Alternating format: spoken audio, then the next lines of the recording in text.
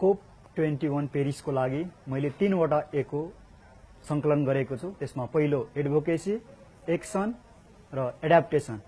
Advocacy भनेको आज विश्वमा तापमान वृद्धि सबभन्दा ठूलो समस्याको रूपमा रहेको छ र यसलाई कम गर्नको लागि आदिवासीहरूले महत्त्वपूर्ण भूमिका खेलिरहेको हुँदाखेरि यसको लागि एडभोकेसी जरुरी छ।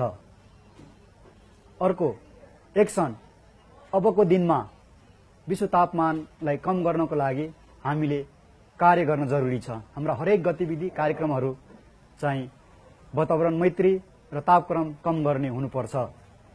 अर्को चाहिँ एडाप्टेसन, आदिवासीहरूले वातावरणको तापमान वृद्धिसँग जुझ्नको लागि जुन एडाप्टेसनहरू गरिरहेछ, जुन अनुकूलनका कार्यहरू गरिरहेछ, त्यसमा चाहिँ उनीहरूलाई सहयोग हुनु जरुरी छ। किनभने आदिवासीहरू प्रकृति संरक्षक हुन्। उनीहरूका हरेक गतिविधि प्रकृतिलाई, वातावरणलाई संरक्षण गरिरहेको छ। धन्यवाद।